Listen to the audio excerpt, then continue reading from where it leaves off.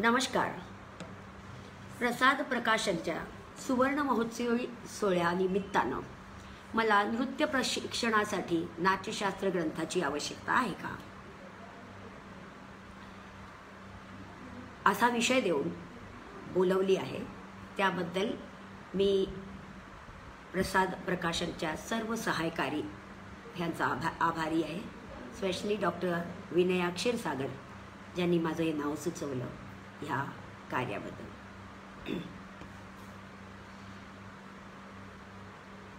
खरं सांगायचं म्हणजे संप्रदायाशी संबंधित असलेल्या शास्त्राचा संपर्क आणि एकसंगता हा विषय प्रामुख्याने माझं कार्यक्षेत्र राहिलेलं आहे.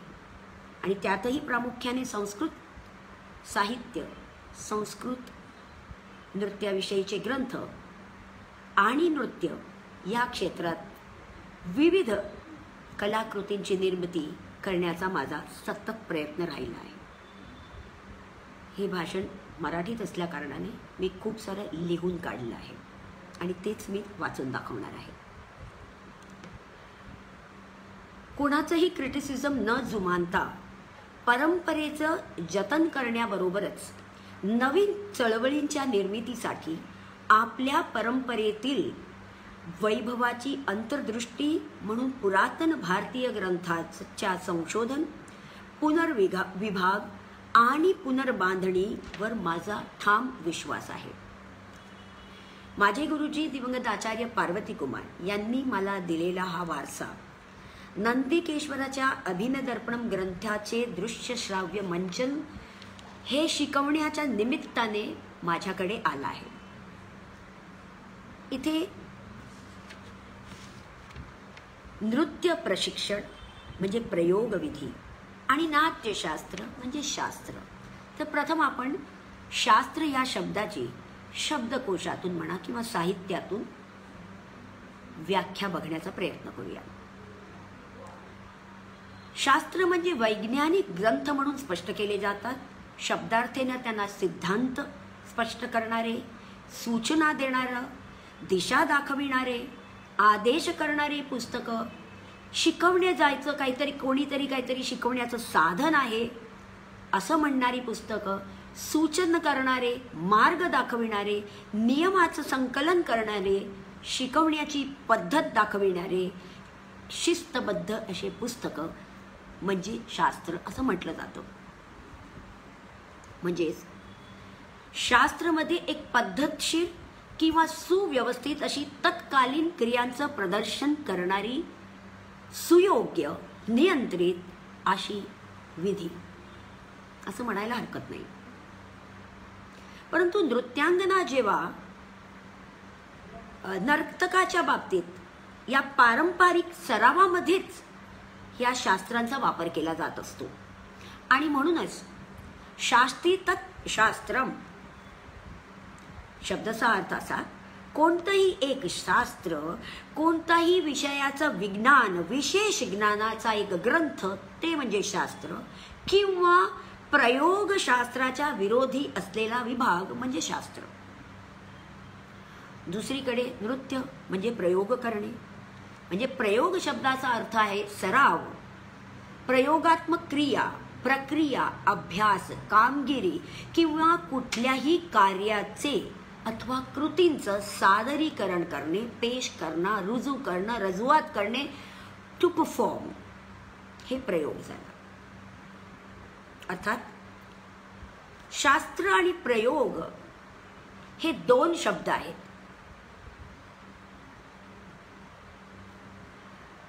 हा शब्द जरी एक विरोधाभास असला तरीही दोन्ही एकमेकांचे अविभाज्य अंग आहेत. म्हणजे हे दोन्ही शब्द हे एकमेकांना पूरक आहेत, विरोधाभासी नाहीत. खरं म्हटलं तर शास्त्र हा प्रयोगाच्या पुराव्याचा एक अनिवार्य आणि अमूल्य स्रोत आहे. म्हणजे त्या काळात प्रचलित असलेल्या सरावाचा आधार किंवा पाया आहे. आणि प्रयोग म्हणजे सतत परिवर्तनशील राहणारं, सतत जिवंत राहणारी, सतत प्रक्रियेत राहणारी अशी जीवनशैली, अशी जीवन पद्धत आहे. परंतु आजच्या जगात शास्त्र हे केवळ पाठ्यपुस्तकातील सिद्धांत किंवा व्यापक म्हणे असं समजलं जातं की सिद्धांत किंवा त्याची व्याख्या करणारे असा एक ग्रंथ, पण ह्याचा अर्थ त्याही पलीकडे जातो. आणि त्यासाठी मला कपिला वात्स्यायनजींचं एक खूप सारं छान कोट आहे ते म्हणून दाखवावं असं वाटतंय. शास्त्र म्हणजे काय? Each text is perhaps a fragment of or a small prototype of a great monument, not of the bricks or stones, but of the experience, speculation, thought and practice shared and lived together. Similarly, so Natyashastra is one such a smriti or a written document of the practice existing in Bharata's preceding and existing era is a Prayoga Shastra. So Natya Shastra is a Prayoga Shastra. मराठीत थोडक्यात सांगते. शास्त्रातील प्रत्येक मजकूर हे कदाचित मजकूर हा एखादा महान स्मारकाचा एक तुकडा किंवा छोटासा नमुना असू शकतो. तो विटांचा किंवा दगडांचा नव्हे, तर अनुभवांचा, अनुमानांचा, विचार आणि सरावाचा, विचार सामायिक करण्यासाठी आणि जगण्यासाठीचा. आणि भरताचं नाट्यशास्त्र हे त्याच्या आधीच्या आणि विद्यमान युगात अस्तित्वात असलेल्या विविध प्रथांची एक अशीच स्मृती अर्थात लेखी सामग्री आहे असं म्हटलं आहे. किती सुंदर भाषेत प्रयोगशास्त्राची व्याख्या आपल्याला मिळाली. परंतु आता प्रश्न असा येतो की नृत्य, नाट्य, संगीत इत्यादी कला ह्या मौखिक परंपरेने प्रयोगाद्वारे अत्यंत जिवंत स्वरूपात आज आपल्याला दिसून येत आहेत. मग या शास्त्रांकडे कशासाठी वळावं? का त्याचा सराव करावा? का त्याचा अभ्यास करावा?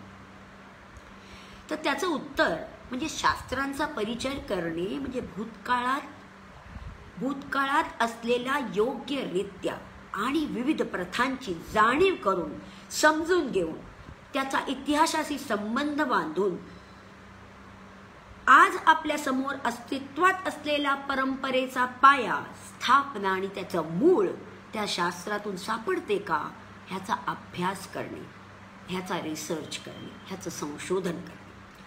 त्याच वेळेची, त्याच काळची परिस्थिती, स्थिती, वृत्ती, वर्तन, क्रिया, प्रवृत्तींचा आधार या शास्त्रांद्वारे आपल्याला प्राप्त होत असतो व आजच्या युगातील कलेंचा आधार तिथूनच आपल्याला सापडत असतो.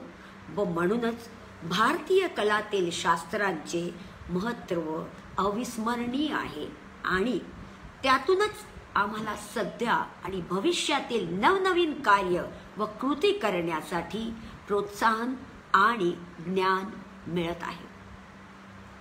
आता नवीन पिढींचा व युवा कलाकारांचा प्रश्न असा असतो की शास्त्र हे काय प्रतिबंधित करत असतात, ते नाविन्यपूर्ण आणि सर्जनशीलतेला नकार देत असतात. तर सर्वात प्रथम आपण या प्रश्नांवरूनच नाट्यशास्त्र या ग्रंथाकडे वळायचा प्रयत्न करूया. 2व्या शताब्दी पूर्वी भरतमुनी रचित 36 अध्यायांमध्ये जवळपास 6000 श्लोकांना सामावून घेणारा हा नाट्यशास्त्र ग्रंथ पंचम वेद म्हणून ओळखला जातो. जग्राह पाठ्यम ऋग्वेदात सामेभ्यो गीतमेवच यजुर्वेदाद अभिनयान रसान अथर्वणादपि. ब्रह्मदेवाने 5व्या वेदाची निर्मिती करताना ऋग्वेदातून पाठ्य, सामवेदातून गीत, यजुर्वेदातून अभिनय व अथर्ववेदातून रस हे घटक घेऊन सर्व वर्णांसाठी त्याची निर्मिती केली. व नाट्यशास्त्रातील विषयांच्या बाबतीत देखील नाट्याची व्याख्या करत असताना ते सांगतात, न तज्ज्ञानम न तत्शिल्पम न सा विद्या न सा कला न संयोगो न तत्कर्मम नाट्येस्मिन् यन् न दृश्यते. असं कोणतेही ज्ञान, शिल्प, विद्या, कला, योग व कार्य नाही जे नाट्यामध्ये दिसत नाही. ह्याबरोबरच अत्यंत महत्वाचं त्यांनी वेद प्रमाण नाट्य भरतानी दिलंय, त्याचबरोबर अध्यात्म प्रमाण आणि लोक प्रमाणाला देखील त्यांनी तेवढंच समान महत्त्व दिलं आहे. आणि त्यामुळेच भरताचं हे नाट्यशास्त्र आज अजरामर आहे आणि आजच्या काळात सुद्धा भारतीय कलांचा तो विश्वकोश समजला जात आहे.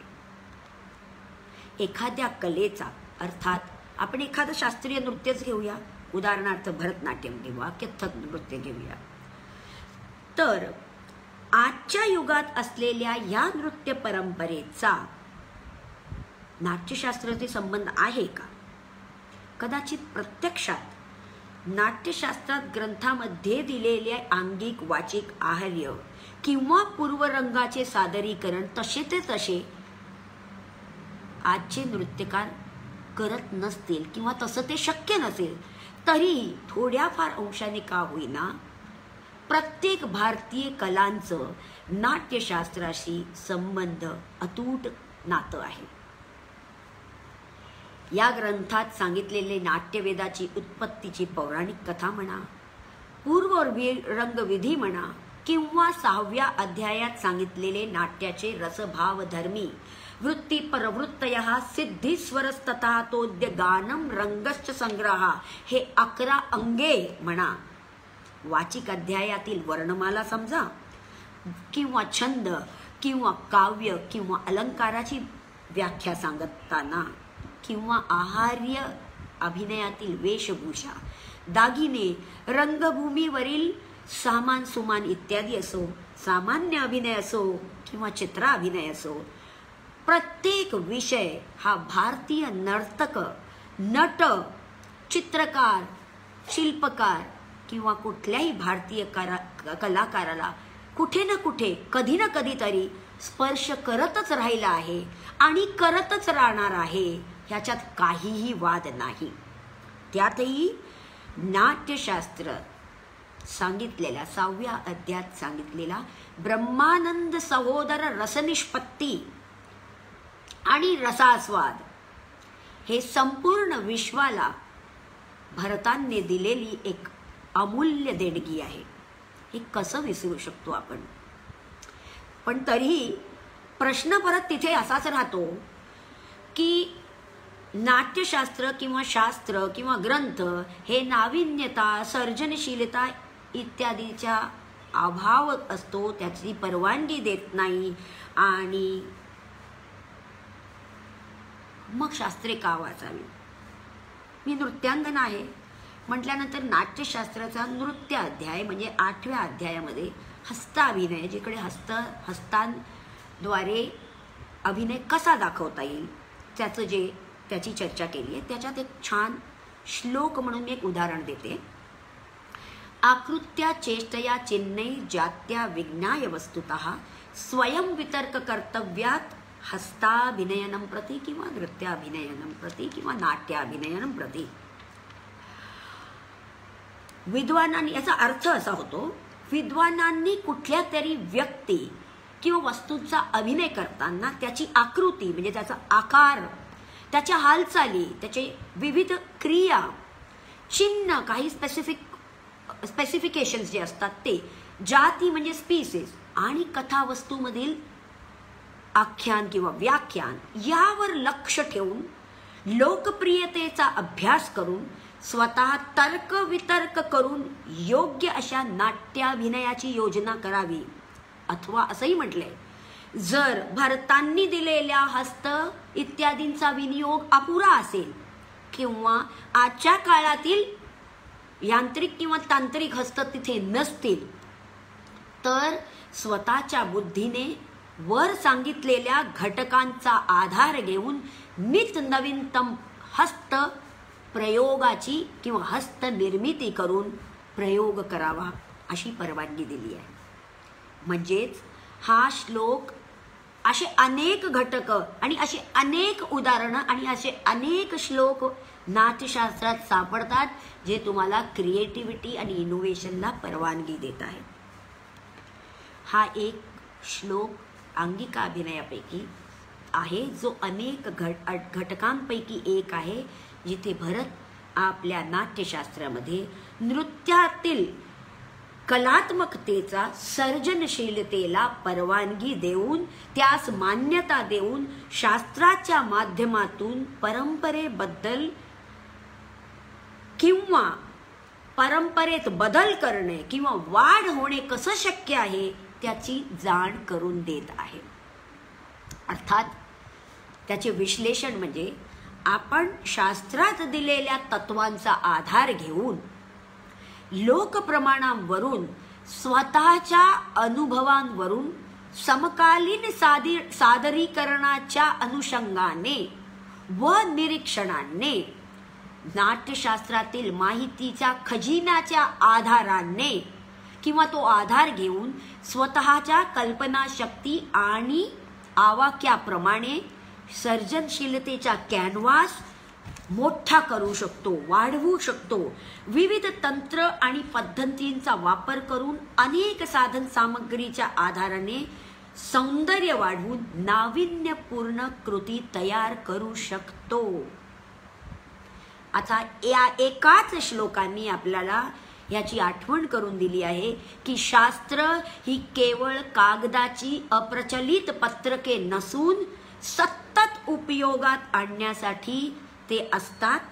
त्याच्यात शास्त्राचा संदर्भ समजून घेणे, रूपांतर करणे, अर्थ लावणे आणि प्रयोजन आणि प्रयोग या वेगवेगळ्या पद्धतींचा वापर करून कलेतील कृतीमध्ये आपण बदल घडवून आणू शकतो शास्त्राच्या आधाराने. आणि म्हणूनच नाट्यशास्त्राला प्रयोगशास्त्र असं म्हटलेलं आहे. परफॉर्मिंग अकॅडमिशियन म्हणून, विविध संस्कृत ग्रंथाचा अभ्यास केला आहे म्हणून व नृत्याच्या हस्तलिखिताच्या संशोधन व पुनर्रचना आणि त्यांचं दृश्य श्राव्य प्रयोगात रूपांतर असे वेगवेगळे प्रयत्नानंतर मला एक निर्विवाद सत्य असं समजलं आहे की शास्त्र एखाद्याच्या सर्जनशीलतेवर प्रतिबंध घालत नाही, उलट तो एखाद्याच्या नाविन्यपूर्ण प्रयोगाला, त्याच्या क्षितिजाला अत्यंत विस्तृत करून ज्ञान वाढवून संरचनेला सतत उत्तेजन देत असतं. खरं तर सध्याच्या काळात परंपरागत जी देहबोली, अंगिक हालचाली आपण करतो ते नाट्यशास्त्र व त्याच्यावर आधारित अशी अनेक संस्कृत ग्रंथे आहेत, ज्याच्यात त्याचा अंशतः उल्लेख आपल्याला कुठे ना कुठेतरी सापडतो. त्या ग्रंथ म्हणजे खूप ग्रंथ आहेत. त्यातील काही म्हणजे अभिनय दर्पण, संगीत रत्नाकर, संगीत दर्पणम, नृत्य रत्नकोश, संगीत सार संग्रह, बलराम भरत, नृत्य रत्नावली इत्यादी इत्यादी. त्यातील अभिनय दर्पण हा ग्रंथ, नंदिकेश्वर लिखित अभिनय दर्पण या ग्रंथातील अंगिक अभिनयाच्या व्याख्या ह्या सर्वमान्य झाल्या आहेत आणि भरतनाट्यमला तर ते पाठ्यपुस्तक म्हणूनच समजलं जात आहे. मग अभिनय दर्पणांनी देखील काही ना काहीतरी नाट्यशास्त्राच्या आधारावरनं घेतलंय. मग त्याच्यात फरक काय? अत्यंत तुमच्या आणि आमच्या सोप्या भाषेत समजायचं म्हणजे भरतनाट्यमकारासाठी अभिनय दर्पण हा बाबा आहे आणि नाट्यशास्त्र हा आजोबा आहे असं म्हणायला हरकत नाही. परंतु कधी कधी शास्त्र आणि संप्रदायामध्ये आपण करतो त्याच्यात विसंवाद निर्माण झालेला दिसून येतो किंवा विसंगती असते. संगीत दर्पणाच्या 4थ्या अध्यायात म्हणजे 16व्या शतकात संगीत दर्पण चतुर्दामोदराने लिहिलं, त्याच्या 16व्या अध्यायात लक्षण लक्ष विरुद्ध म्हणजे संस्कृत ग्रंथामध्ये श्लोकांमध्ये काहीतरी वेगळं सूचित केलेलं आहे आणि काय समजून त्याचा प्रयोग केला आहे ते काहीतरी वेगळंच होतं, म्हणजे त्याच्यामध्ये विसंगती दिसून येते. यावरून असं स्पष्ट होतं की 16व्या शतकात देखील शास्त्रातील सिद्धांत आणि सिद्धांताचा प्रत्यक्षात अंमलबजावणीत तफावत होता.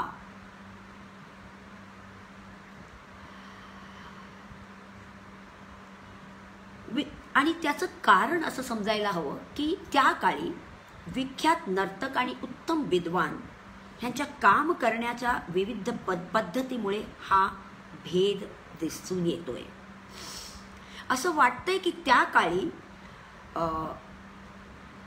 नर्तक आणि शास्त्रज्ञ दोघांनीही वेगवेगळ्या विभागांमध्ये एकमेकांपासून स्वतंत्रपणे राहून स्वतःचं कार्य केलं. अर्थात नृत्यांगनांनी प्रत्यक्ष नृत्याकडे लक्ष केंद्रित केलं आणि विद्वानांनी शास्त्राचे अर्थ लावण्याचा प्रयत्न केला. परिणामी एक नर्तक शास्त्रापासून काहीही मैल दूर राहिले आणि अभ्यासक प्रत्यक्ष नृत्य परंपरेपासून अनभिज्ञ राहिले आणि म्हणूनच लक्ष विरुद्ध दिसून येतो.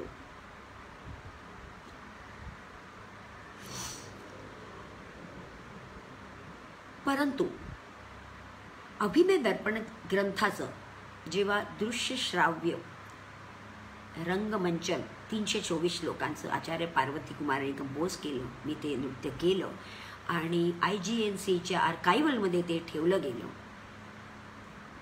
तो प्रयोग झाल्यानंतर पार्वती कुमारांची ही जिद्द होती की नाट्यशास्त्राचं संपूर्ण वाचन आपण केलंच पाहिजे आणि तेही अभिनव गुप्ताचे अभिनव भारती टीकासह. आणि ते झाल्यानंतर 5 वर्ष रोज जेवढं वाचता येईल असं नाट्यशास्त्राचं वाचन आम्ही संपूर्ण चक्र परिवर्तन असे 5 चक्र म्हणजे 5 वेळा संपूर्ण नाट्यशास्त्र वाचलं. आणि त्यानंतर त्यांची इच्छा होती की आम्ही नाट्यशास्त्राचं मराठी भाषांतर करावं आणि ते मी आणि श्रीहरी गोकर्णकरांनी केलंय आणि महाराष्ट्र राज्य संस्कृती आणि साहित्य मंडळाने त्याचं पब्लिश करून त्याचा पहिला विभाग पब्लिश केलेला आहे. त्याच्यात 1 ते 12 अध्याय आहेत आणि 13 ते 24 अध्याय दुसरा विभाग लवकरच येणार आहे. परंतु काही कट्टरवादी किंवा काही परंपरेतील लोक हा व्यवहारातील बदल आणि नवकल्पनांवर शास्त्रावर आधारित नवकल्पनांवर टीका करतात, तेव्हा ही जबाबदारी आपल्या कलाकारांच्या खांद्यावर आहे, शास्त्रज्ञांच्या खांद्यावर आहे की आधुनिकतेचा व शास्त्राचा अमर्याद सीमेत राहून त्या शैलीमध्ये होणाऱ्या घडामोडींना प्रोत्साहन करत राहणे. इथे पद्मा सुब्रमण्यमजींचा एक सुंदर कोट आहे जो मी वाचणार आहे. The social acceptability of the art depends on the moral and ethical standards of the artist of every age. मराठीत सांगायचं म्हणजे कलेची सामाजिक स्वीकार्यता ही प्रत्येक युगातील कलाकारांची प्रामाणिकता आणि नैतिकतेवर अवलंबून असते व म्हणूनच आजच्या युगात भारतीय शास्त्रीय नृत्य शिकत असताना नाट्यशास्त्र ग्रंथाचे अध्ययन करायची गरज आहे की नाही हे आपण कलाकारांनी, आपल्या समाजातील उत्तम विद्वान वर्गांनी व शिक्षण धोरणावरूनच ठरणार आहे. खरं तर 1800च्या साली इसवी सनामध्ये नाट्यशास्त्राची एक हस्तलिखित सापडली. तेपासून ते आजमितीपर्यंत नाट्यशास्त्र विषयाकडे लोकांमध्ये आवड वाढतच चालली आहे. परंतु इथे नाट्यशास्त्राचा उगम, विकास, लेखक, इतिहास इत्यादीकडे न वळता आपण नाट्यशास्त्राच्या नृत्य क्षेत्राकडेच वळणार आहोत. त्याविषयी थोडंसं बोलूया. नाट्यशास्त्रामध्ये नाट्य असो, नृत्य असो, चित्रकला की शिल्पकला असो, सर्व कलांसाठी अत्यंत महत्त्वाचा एक पहिल्याच अध्यायात एक श्लोक सांगितला आहे, तो म्हणजे त्रैलोक्यस्यास्य सर्वस्य नाट्यम भावानुकीर्तनम. म्हणजे नाट्य हे त्रिलोकामध्ये असलेल्या सर्व भावांचे अनुकीर्तन आहे, सादरीकरण. इथे अनुकीर्तनचा अर्थ अनुकरण कोणीही लावू नये, कारण अनुकरण केल्यामुळे नक्कल, थट्टा किंवा चेष्टा होईल व म्हणूनच नाटककारांनी ही पहिली पायरी, नृत्यकार म्हणू, नाटककार म्हणू, कलाकार म्हणू, ही पहिली पायरी म्हणजे आपल्या स्वतःचे रूप बदलून सोंग घेऊन त्या पात्राचे अनुकर्तन करणे आवश्यक आहे. आणि नृत्याच्या सादरीकरणाला म्हणूनच पदार्थ अभिनय असं म्हणतात, जिथे कोणत्याही शब्दाचा उच्चार न करता नर्तक फक्त अंगिक क्रियावरून त्या गीतातील जवळजवळ सर्व पदांचा अर्थ नर्तक स्वतःच्या अंग, चक्षु, हस्त इत्यादी अभिनयांद्वारे करून दाखवतो. इथे मी अभिनय दर्पणचा श्लोक नाही कोट करणार. आस्येनालंबेत गीतम चक्षुर्भ्याम दर्शयित भावम, कारण आपण नाट्यशास्त्राविषयी बोलतोय. नाट्यशास्त्रकार खूप सोप्या भाषेत सांगतो की नाट्याचं जेव्हा भावानुकीर्तन किंवा नर्तक जेव्हा भावानुकीर्तन करेल तेव्हा त्या शब्दाची किंवा काव्याची किंवा संवादाची ती अभिव्यक्ती ती अंगाद्वारा अभिव्यक्त करत असणं. आणि म्हणूनच भरतांनी चक्क 8व्या अध्याय ते 12वा अध्याय आणि 4थ्या अध्याया असे 6 अध्यायामध्ये अंगिक अभिनयाची संपूर्ण डिटेल्ड माहिती दिली आहे. व त्यानंतर त्याचा प्रयोगात्मक अभिगम म्हणून सामान्य अभिनय आणि चित्र अभिनय असे 2 अध्याय खास नर्तकासाठी दिलेले आहेत. त्याविषयी आपण बघणार आहोत. नाट्यशास्त्रामध्ये पायापासून डोक्यापर्यंतच्या भिन्न भिन्न अवयवांच्या प्रत्येकी विचार केला गेला आहे व त्या प्रत्येकाची व्याख्या सांगून त्यांचे विनियोग सांगून प्रत्यक्षात कुठला रस किंवा भाव त्यामध्ये वापरायचा हे देखील स्पष्ट करण्यात आलं आहे. त्याच्यात आपण पहिल्या नाट्यशास्त्राचा 8वा अध्याय धरूया. 8व्या अध्यायाची सुरुवातच त्यांनी अंग उपांगाची व्याख्या दिली आहे आणि त्यानंतर शिरो, आकंपित, कंपित, धूत, आधूत, विधूत, परिवाहित, अंचित, निहंचित, परावृत्त इत्यादी शीर्ष दिले. त्यानंतर भरत दृष्टीभेद सांगतो. दृष्टी सांगताना भरत रसदृष्टीकडे सर्वात प्रथम वळतो. कांता, भीता, हास्या, करुणा, अद्भुता, रौद्री, वीरा, बीभत्स आणि शांता विषयी सांगतो. त्यानंतर स्थायी भावदृष्टी, स्निग्धा, रुष्टाच, दीनाच, क्रुद्धा, दृप्ता, भयान्विता, जुगुप्सिता, विस्मिता चेती स्थायी भावेषु दृष्टया असं सांगतो. आणि त्यानंतर 33 व्यभिचारी भाव, त्याच्या दृष्टी शून्या, मलिना, लज्जान्विता, ग्लाना इत्यादी सांगतो.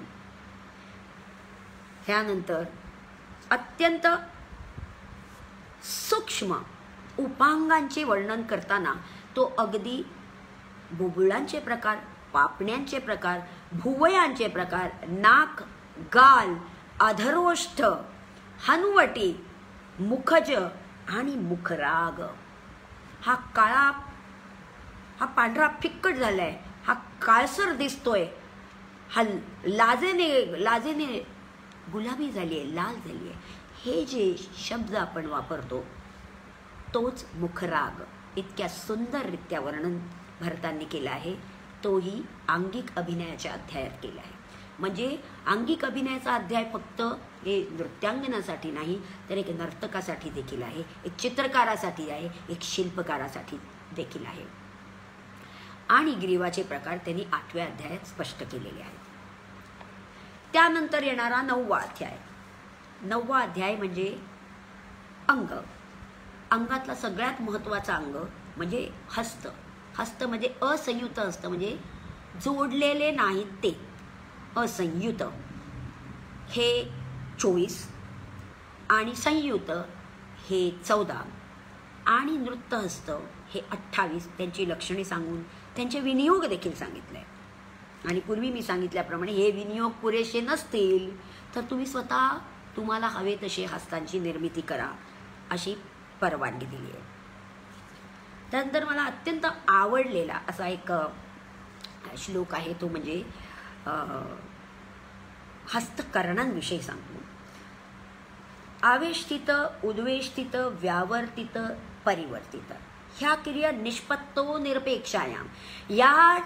या हस्तकरणांमधून काहीही अर्थाची निष्पत्ती होत नसताना देखील सौंदर्य वाढवण्यासाठी या हस्तांचा वापर कसा करायचा याचं उत्तम त्यांनी सांगितले की व्यावर्तित परिवर्तित करून मग चंद्र दाखवावा, किंवा पहिल्याच नृत्यकरणामध्ये पुष्पपुट हस्तकरणापूर्वी अवेष्टित उद्वेष्टित हस्तकरण करून अमुकचारी करून त्यानंतर त्या पादस्थानावर यावं असं सांगितलंय. त्यानंतर भरत इथे थांबत नाही, तर अगदी बाहू, छाती, पार्श्व, पोट, कंबर, पाय इत्यादी सर्वांचे सूक्ष्मातिसूक्ष्म विभाग त्यांनी दाखवलेले. म्हणजे नृत्यकाराला, शास्त्रकाराला, कलाकाराला सोडा, एका डॉक्टराला, एका वैद्यासाठी पण सूक्ष्मातिसूक्ष्म अंग उपांग आणि प्रत्यांग कसे हलनचलन होऊ शकतात त्याचा अभ्यास करण्यासाठी अतिशय योग्य आहेत. 10व्या चारी विधानामध्ये या सर्व भिन्न अवयवांचा संयुक्त कर्माचा असा विचार केलेला आहे. इथे चारी म्हणजे एका पायाने केली जाणारी क्रिया आणि त्या परस्परांशी निगडीत असतात म्हणून त्यांना व्यायाम देखील म्हटलेला आहे. 2 पायाने जे केलं जाणार आहे त्याला करण अशी संज्ञा दिली आहे आणि कर्णाच्या योगाने मिळून जो होतो तयार त्याला खंड म्हटलं आहे. व 3 किंवा 4 खंड एकत्रित केल्याने त्याला मंडल म्हटलंय. नृत्यकाराला हे अत्यंत महत्त्वाचा धडा आहे, कारण ह्याचा वापर नृत्यामध्ये होतो. त्याचा उपयोग चलन, गती, शस्त्र उगारणे आणि युद्धासाठी केला जातो. नाट्य स्वरूपामध्ये जे काही वर्णन केलेले आहे ते सर्व चारींमध्ये समाविष्ट केलेलं आहे. आणि भरतमतानुसार नाट्यामध्ये असे कुठलाही विभाग नाही जिथे चारी शक्य नाही. चारी ही सर्वकडे, सर्वश्रुत आणि सर्वकडे वापरली जाते. भरतांनी स्वतःच्या नाट्यशास्त्रामध्ये 16 प्रकारच्या भौमिचारी आणि 16 प्रकारच्या आकाशीचारीचं वर्णन केलेलं आहे. चारींमध्ये समपादचारी, सीतावार्ता, शकटास्या, चाश, विच्चवा, एडका, क्रीडिता, बद्धा, उरुद्वृत्ता, अड्डिता, उत्स्पंदिता, जनिता, स्पंदिता, अपसंदिता, समोत्सारित, मत्तल्ली आणि मत्तल्ली या भौमिचारी आहेत. अत्यंत महत्त्वाचे आहेत म्हणून मी यांचे उल्लेख केलेला आहे, कारण ह्या चारींशिवाय करण शक्य नाही. त्यानंतर आकाशिकेचारी अतिक्रांता, अपक्रांता, पार्श्वक्रांता, ऊर्ध्वजानु, सूची, नूपुरपादिका, दोलापाद, आक्षिप्ता, आविद्धा, उरुद्वृत्ता, उद्वृत्ता, विद्युद्भ्रांता, अलाता, भुजंगत्रासिता, हर्णप्लुता, दंडपादा, भ्रमरी असे 16 आकाशिकेचारी देखील सांगितले.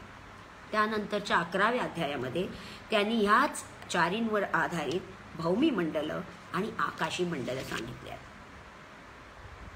आता 12व्या अध्यायात अत्यंत गोड अशा गतींचा उल्लेख केलेला आहे. आता गती म्हणजे काय? गती म्हणजे पात्रांचा प्रवेश. नृत्यामध्ये आम्ही देखील शूर्पणखा होतो, म्हणजे त्या शूर्पणखाचा पात्राचा प्रवेश.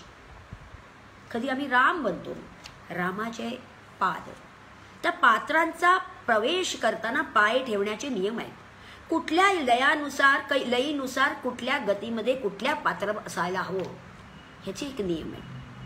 उत्तम पात्र, मध्यम पात्र आणि अधम किंवा नीच पात्राची गती विलंबित, मध्य किंवा द्रुतलयीत असावी. का असावी, कशी असावी त्याचं वर्णन आहे. ते सोडा. देव, दानव किंवा पंदगांची गती म्हणा, किंवा आकाशात राहणाऱ्यांची गती म्हणा, किंवा रोगी अत्यंत थकलेला असा, किंवा शृंगार रसामध्ये कुठल्या पात्रांनी, उच्च पात्रांनी कशी गती करावी, मध्यम पात्रांनी कशी गती, असे रसानुसार देखील पात्रांच्या गती सांगितल्या आहेत. व्यापारी, सचिव, वणिक, अंधारातून जाणारे, रथावर असल्याची गती, विमानावर बसण्याची गती, घोड्यावर बसण्याची गती, पाण्यातील गती, बोटीमध्ये प्रवास करण्याची, पर्वत चढणाऱ्यांची गती, वृक्षावर चढण्याची, उतरण्याची गती, असे पशु पक्षींची गती इत्यादी सर्व त्यांनी गतिविधानामध्ये सांगितले। याच अध्यायामध्ये त्यांनी स्त्रींचं उभं राहणं, बसणं, झोपणे असे वेगळे स्थान, किंवा पुरुषांचं उभं राहणं, बसणं आणि झोपणे अशी विविध स्थान, म्हणजे गती आणि स्थान, म्हणजे चाललो की आपण स्थान सोडतो आणि उभे राहतो, गती संपते की परत स्थानावर येतो। आणि म्हणून गतीच्या अध्यायामध्ये त्यांनी गती आणि स्थान दोघांचा उल्लेख केलेला आहे। आणि ह्याचंच पुढे विविध संस्कृत ग्रंथांमध्ये सुंदर वर्णन केलेलं आहे। या गती अध्यायानंतर मी आत्ता वळणार आहे तांडव लक्षण नावाच्या चौथ्या अध्यायाकडे। जरी चौथा अध्याय पहिला येतो तरी चौथा अध्यायातील 108 करण समजून घेण्यासाठी हे 8व्या अध्यायापासून ते 12व्या अध्यायापर्यंत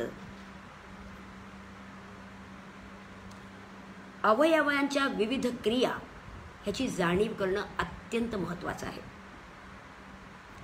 चौथ्या अध्यायामध्ये भरत 108 नृत्यकरणांची व्याख्या देतो, ते समजून घेण्यासाठीच हे अध्याय मी पूर्वी सांगितले।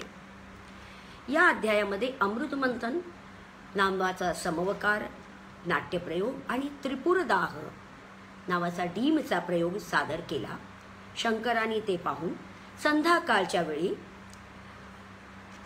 स्वतः नृत्य करत असताना जे विविध करणांनी युक्त आणि अंगहारांनी युक्त असं नृत्याचं त्यांना स्मरण होतं आणि शंकरांनी त्याचा प्रयोग पूर्वरंगामध्ये भरतांनी करावा असे सांगितले।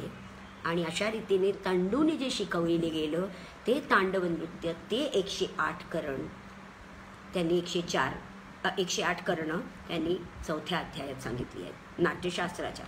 इथे पुन्हा हातपाय मिळून केलं जातं तो करण, 2 नृत्य करणे मिळून होते ते नृत्य मातृका, 3 किंवा 4 नृत्य मातृकातून उत्पन्न होतं ते अंगहार, 3 करण मिळून कलापक, 4 करण मिळून षंडक, 5 करण मिळून संघातक असे वेगवेगळे प्रकार निर्माण केलेले सांगितले आहे। 108 कर्णांची नावं सांगण्याची गरज नाही। तल, पुष्पकुट, वर्तित, वलितोरु, अपविद्ध, समनख, लीन इत्यादी इत्यादी। चिदंबरम, दक्षिणेतील चिदंबरम, बृहदेश्वर, कुंभकोणम इत्यादींच्या देवळात कोरलेल्या मूर्त्या या क्रियाशील करणांमध्ये असलेले एक छायाचित्र आहे। काही शेकडो छायाचित्रने एक करण तयार होत आहे। म्हणूनच असे उभे राहणे म्हणजे तलपुष्पपुट करण, किंवा असे उभं राहणं म्हणजे वर्तित करण। म्हणजे थोडक्यात सांगायचं, तलपुष्पपुटाचा श्लोक आहे, वामे पुष्पपुटम पार्श्वे, डावीकडे पार्श्वला पुष्पपुट पाय हात ठेवावे, पादो अग्रतल संच, पाय अग्रतल करावा, सन्नत पार्श्वम, पार्श्व थोडीशी बेंड करावी म्हणजे तलपुष्पपुट होतो असा शब्दार्थाने श्लोक घेऊन चालणार नाही। कारण त्या श्लोकामागे अभिनव भारतीने केलेली संपूर्ण टीका वाचणं अत्यंत आवश्यक आहे की तलपुष्पपुट करण करण्यासाठी कुठली चारी, कुठले हस्तकरण अवस्थित, परिवर्तित, विवर्तित करून मग पुष्पपुट, कुठल्या खांद्याकडून कुठली, अशी संपूर्ण प्रक्रिया सांगितलेली आहे। ह्या प्रक्रिया समजून घेणे अत्यंत महत्त्वाचं आहे। म्हणूनच मी पूर्वी सांगितलं की नर्तक आणि संस्कृत शास्त्राचा जाणकारांनी मिळूनच त्याचं सादरीकरण करण्याचा प्रयत्न करावा, नाहीतर हल्लीच्या युगात अतिउत्साही नर्तक भरतनाट्यममध्ये किंवा कथ्थकमध्ये किंवा ओडिसीमध्ये असे उभे राहणे किंवा असे हात करणे, संस्कृत श्लोकाचा भाषांतर हिंदीमध्ये किंवा मराठीमध्ये करतात आणि तसं तसं उभं राहण्यास ते करण म्हणतात, जे अत्यंत चुकीचं आहे। नाट्यशास्त्राची व्याख्या अशी करता येत नाही। आणि म्हणूनच पद्मा सुब्रमण्यमजींनी कर्णांची व्याख्या, कर्णांचं दृश्य श्राव्य रूपांतर जे केलेले आहे, जे अभिनवगुप्तच्या टीकांसोबत टीकांच्या सहायतेने जे केलेले आहे, त्याचा अभ्यास अत्यंत जरुरी आहे. म्हणूनच आजच्या युवा पिढीने अशा शास्त्रज्ञांकडून सावध राहून योग्य मार्ग शोधून योग्य तो अभ्यास करून आणि योग्य तो ग्रंथ फॉलो करावा अशी माझी कळकळीची विनंती आहे. तत्पश्चात असो आपल्याला अत्यंत महत्त्वाचा अध्यायाकडे वळायचं आहे. तो म्हणजे नर्तकाला उपयोगी असा अध्याय आहे सामान्य अभिनय आणि चित्राभिनय. सामान्य अभिनय ह्याचा सामान्य अभिनयाची प्रथम व्याख्या करताना भरत सांगतात, सामान्य अभिनयो नाम ज्ञेयो वाग अंग सत्वजाः तत्र कार्य प्रयत्नस्तु नाट्यम सत्वे प्रतिष्ठितम. अर्थात वाचिक, आंगिक आणि सात्विक अभिनयातून निर्माण होणाऱ्या अभिनयास समानरित्या ज्यांचा ह्या तिघांचा अभिनय वापरला जात असेल त्याला सामान्य अभिनय म्हणावा. सत्वातिरिक्तो अभिनयो ज्येष्ठ इत्यभिधीयते. समसत्वो भवेन्मध्य सत्वहीनो अधमस्मृतः. अर्थात जिथे सत्वाचा अतिरेक आहे, अतिशयपणे ज्याचा स्रोत वाहत आहे तो ज्येष्ठ अभिनय. जिथे समसत्व आहे, समान याच्यावर आहे ते मध्यम सत्व, आणि जे सत्वहीन आहे ते अधमसत्व. प्रश्न असा पडतो की सत्व म्हणजे काय? तर सत्वाची व्याख्या 7व्या अध्यायामध्ये भरत सांगतो. यही सत्व नाम मनप्रभवम तच्च समाहित मनत्वादुच्यते मनसौ समाधौ सत्व निष्पत्तिर्भवती. सत्व म्हणजे मनातून उत्पन्न होत असतं. मन हे कसं असलं पाहिजे तर एकाग्र चित्त किंवा एकाग्र मन असलेलं पाहिजे. आणि त्या एकाग्र मन ते कसं असलं पाहिजे तर समाधी अवस्थेपर्यंत पोचणारं ते मन असलं पाहिजे. म्हणजे यावरून सामान्य अभिनय ही प्रत्येक कलाकाराची बैठक, उत्तम कलाकाराची बैठक सत्वावर कशी अवलंबून असते हे स्पष्ट केलेलं आहे या सामान्य अभिनयाच्या अध्यायामध्ये. अगदी सुंदररित्या भरतांनी या अध्यायामध्ये स्त्रींचे अलंकार, अंगज अलंकार, स्वभावज अलंकार, अयत्नज अलंकार असे सांगितले आहे. अंगज अलंकारामध्ये त्यांनी भाव, हाव, हेला ह्याचं वर्णन केलेलं आहे. देहात्मकं भवेत् सत्वं सत्वात् भावा समुत्थिता भावात समुत्थितो हाव हावात हेला समुत्थिता. भाव म्हणजे पहिला भाव, मग हाव आणि मग हेला. हाव भाव नाही, भाव, हाव आणि हेला असे क्रम त्यांनी दिले आहे. कवेर अंतर्गतम भावम भावयन भावोच्यते. कवीच्या अंतर्गत मनात येणारा प्रथम विकार म्हणजे भाव आहे. आणि त्या भावाची शृंगारात्मक सूचना भ्रू, चक्षु इत्यादीने देणं म्हणजे हाव आहे. आणि ललित अभिनयात्मक अभिनय करणे म्हणजे हेला आहे. म्हणजे भावापासून हेला वाढतो, हाव वाढतो आणि हावातून हेलाची निर्मिती होत असते.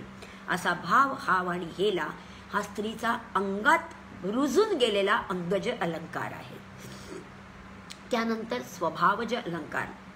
लीला विलास विच्छिति विभ्रम किलकिंचित मोट्टायित कुट्टमितम ललितम तथा विहृतम चेति विज्ञेयम दश स्त्रीणाम स्वभावज.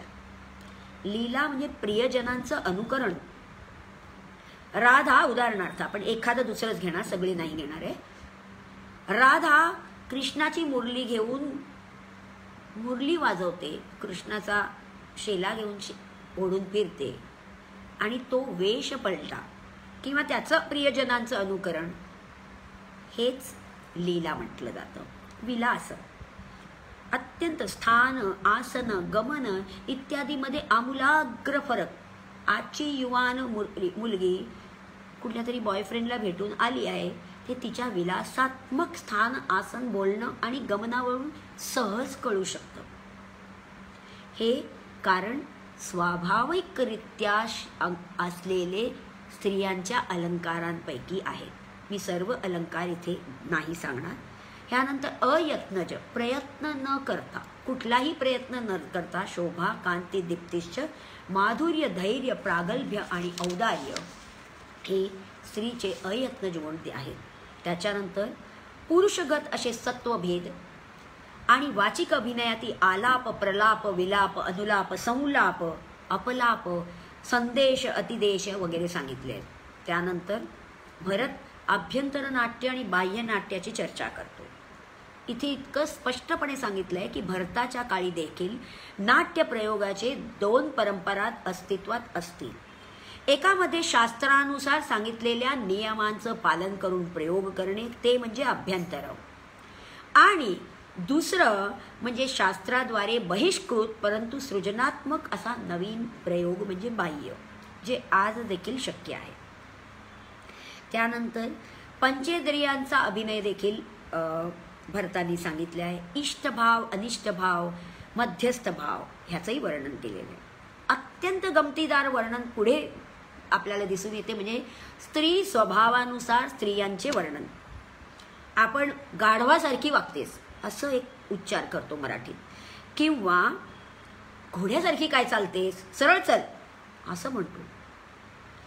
या सगळ्या स्त्री स्वभाव या स्त्रियांचं वर्णन करताना भरत त्यांना शीला म्हणतो. त्यांच्या शीलवर्ण म्हणजे देवशिला, गंधर्वशिला, राक्षस, पन्नग, नाग, पक्षीशिला, पिशाचशिला, यक्ष, वाघिणी, मनुष्य, वानरशिला, हत्तीणीशिला, मृग, मासोळी, उंट, मगरीसारखी, डुकऱ्यासारखी, घोड्यासारखी, म्हशीसारखी, बकरीसारखी, गाय, गोशिला इत्यादीचं सुंदर वर्णन करतो.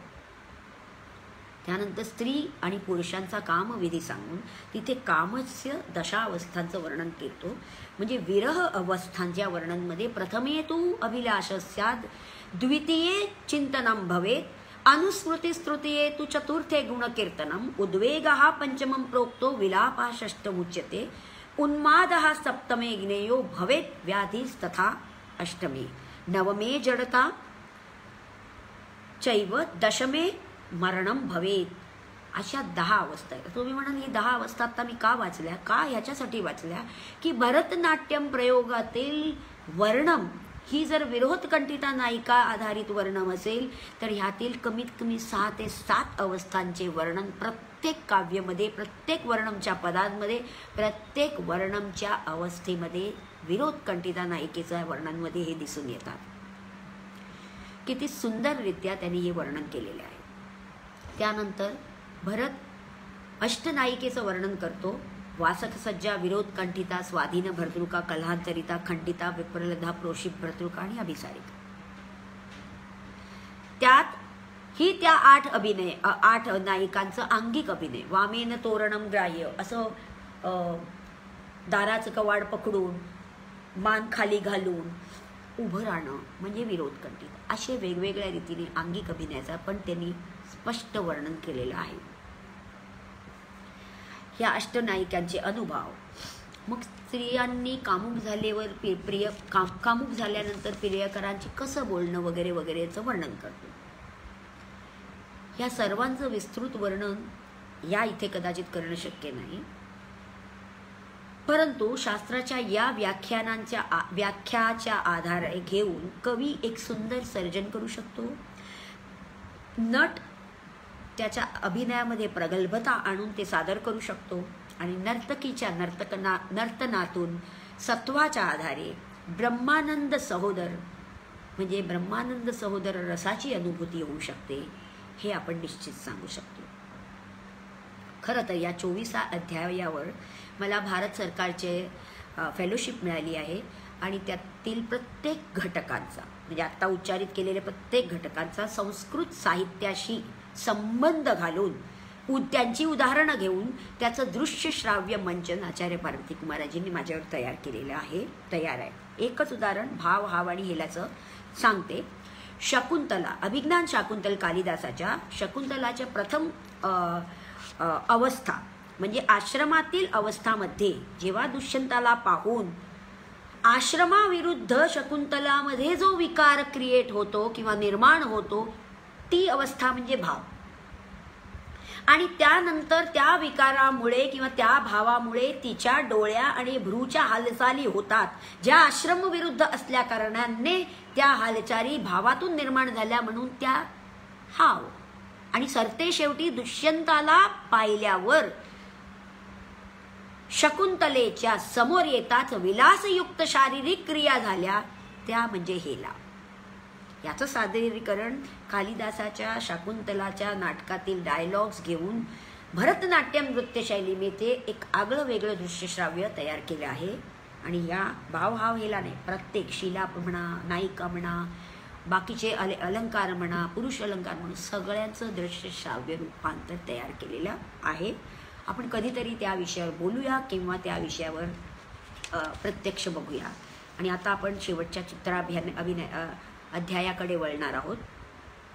चित्राभिनयाच्या अगदी पहिल्या श्लोकामध्येच तो वर्णन करतो की अंगाद्या अभिनयस्यैवयो विशेषः क्वचित क्वचित अनुक्त उच्यते चित्राः स चित्राभिनयः.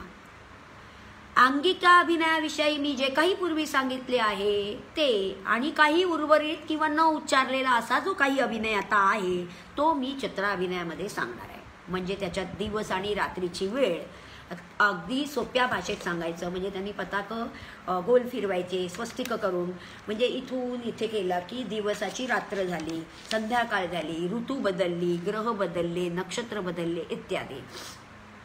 भूमीवरील पदार्थ दाखवून जाते, उत्तान ते अधोमुख हस्त करून निरीक्षण करणे, चांदणे किंवा चंद्रप्रकाशचा अनुभव त्यांनी गंध, सुगंध, स्पर्श, थंडी असं दाखवण्यासाठी दाखवून करावा. सूर्य किंवा अग्नीचा अनुभव करताना त्यांनी वस्त्राने किंवा अंगाने तोंड पुसणे, मग जमिनीवर उष्णता ह्याचा अभिनय करावा. इथे त्यांनी या संपूर्ण अध्यायामध्ये लोकधर्मानुसार कसा अभिनय करा, म्हणजे तोंड लपवून करा, अंग पुसून करा, मान खाली नेऊन करा असे सांगितले. एक या संख्याचा अर्थ 2, 3, 4, 5, 6, 7, 8, 9 अशा संख्या दाखवण्यासाठी बोटांचा वापर करा. 10, 100 आणि 1000 त्यांचे स्थान आहे त्याप्रमाणे त्यांची पताक हस्ताने दाखवा हे त्यांनी सांगितले.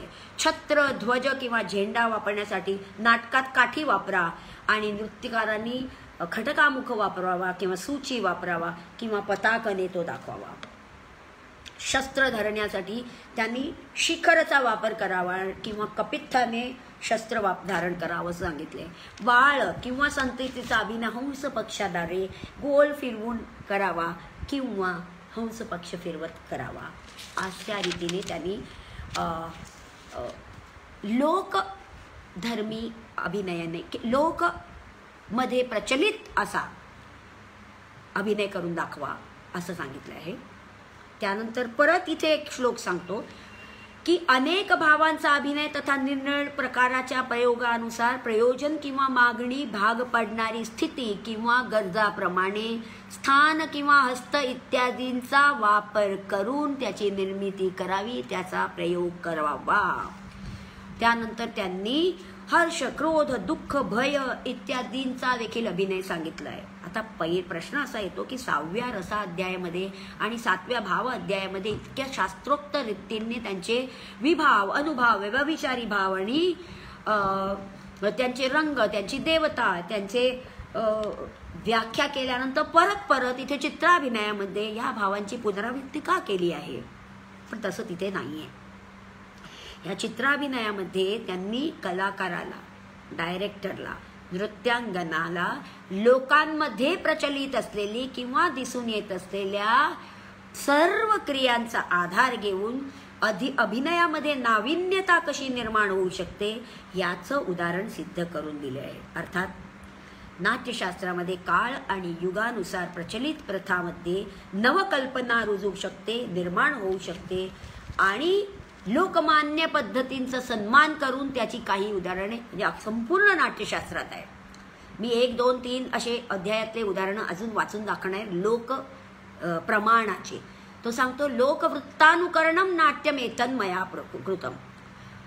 वेगवेगळ्या घटनांचं जे चित्रण लोकांच्या आचरणांचं आहे त्याचं अनुकरण, त्याची अनुकृती म्हणजे नाट्यामध्ये आहे. लोकोपदेश जननम नाट्यमेतम दसी. हे नाट्य लोकांना अनुकूल आणि उपयुक्त असं उपदेश देणारं आहे. शिरोभेदाच्या अध्यायामध्ये त्यांनी सांगितले लोकस्वभावेन प्रयोक्तव्या. याशिवाय डोक्याचे इतर अनेक भेद होऊ शकतात जे त्यांनी सांगितले त्याशिवाय, आणि लोकांमध्ये प्रचलित क्रिया किंवा अभिनयांवर आधारित आहेत व म्हणूनच जरूर पडल्यास लोकांच्या प्रकृती व स्वभावानुसार त्याचा प्रयोग करावा, त्याचं प्रयोजन करावं. गतीच्या अध्यायात अगेन परत तेच सांगितलंय की वेगवेगळ्या परिस्थितीनुसार गतींचा वापर करावा, आणि ह्या ज्या ज्या गतींचं वर्णन मी केलेलं नाही असं तुम्हाला वाटतं ते सर्व लोकांमध्ये प्रचलित त्यांचा अभ्यासांवर अवलंबून करावा असं सांगते. हे सर्व सांगताना थोडंसं माझ्या संशोधनाविषयी सांगते की अशा अभ्यास करत असताना संगीत दर्पणाच्या काही गतींचा मी शब्दांमध्ये वापर केला. कुंभकर्ण विरचित नृत्य रत्नकोशातील देशीकरणांच्या विभागातून कलासकरणांचा विभाग दृश्यश्राव्य स्वरूपात तयार केला. संपूर्ण ग्रंथातील जसे मार्गीकरणांचं प्रदर्शीकरण पद्मा सुब्रमण्यमजी, डॉक्टर पद्मा सुब्रमण्यमजींनी केलं, तसंच देशीकरणांचं प्रदर्शीकरण दृश्यश्राव्य स्वरूपात कलासकरणांचं यांचा आधार कुंभराजांनी निसर्गातून घेतले. वीज, तलवार, मृग, बक, मंडूक, हंस याच्यावर आधारित नृत्यांच्या हालचालींची पुनर्रचना करून त्यांचं कालिदासाच्या ऋतुसंवारामध्ये काव्यामध्ये गुंफण्याचा प्रयत्न केला. पण शास्त्राला कुठेही खराब केलं नाही. आणि हे सगळं शक्य आहे कारण मार्गी नृत्याचा किंवा मार्गीकरणांचा अभ्यास होता, म्हणून देशीकरणांचा अभ्यासाकडे वळू शकलो. त्यानंतर संगीतातील करवर्तना, उदाहरणार्थ एक करपल्लव वर्तना कथकमध्ये खूप सहजरित्या वापरतात. त्या करवर्तना संगीत रत्नाकर्त्या आहेत. त्यात अत्यंत सुंदररित्या प्रयोग अभिनय, मग भरतनाट्यम, कुचिपुडी, कथाकली किंवा कथकमध्ये वेगवेगळ्या शैलीत त्या वापरल्या जात आहेत. त्यानंतर मार्गी आणि देशी स्थानांचा अभ्यास करून संशोधन करून कंटेम्पररी म्युझिकवर NCPA-साठी तयार केलं. ते यूट्यूबवर तुम्हाला दिसेल. खरं सांगायचं म्हणजे हे सगळं शक्य झालं आहे ते आचार्य पार्वती कुमार यांनी माझ्या माध्यमातून अभिनय दर्पणच्या 324 श्लोकांचे जे सादरीकरण करवले त्यामुळेच या संशोधनाची पायरी मी गाठू शकले आहे. आणि त्याचंही सादरीकरणाचं संपूर्ण रूपांतर IGNCAच्या आर्कायव्हलमध्ये उपलब्ध आहे. परत एकदा शेवटचं, शास्त्र कोणालाच प्रतिबंधित करत नाहीत. सर्व रसिक, सर्व प्रेक्षक, सर्व नृत्यकार, सर्व नृत्य शिक्षक इत्यादींना मीच प्रश्न विचारणार आहे की भारतीय शास्त्रीय नृत्यासाठी नाट्यशास्त्र ग्रंथाची आवश्यकता आहे की नाही हे तुम्हीच ठरवायचं आहे. कारण पिंडे पिंडे मतिर्भिन्ना. फक्त शब्दशः भाषांतर न करता दृश्यश्राव्य करताना त्याच्या इन बिटवीन लाईन्स जाणून घेऊन त्याच्या टीका, विविध टीकांवर चर्चा करून अभ्यास करून जर आजच्या नृत्यशैलीला ते किती शक्य आहे हे बघण्याचा प्रयत्न करणं हाच आजच्या माझ्या लेक्चरचा हेतू आहे की आपण सर्वांनी शास्त्र आणि परंपरा या दोघांनाही नमन करून पुढे जाऊया. नमो नमः. आणि या सर्व सांगण्याची मला संधी दिल्याबद्दल मी प्रसाद प्रकाशनच्या सर्व अधिकाऱ्यांची खूप ऋणी आहे. धन्यवाद. नमो नमः.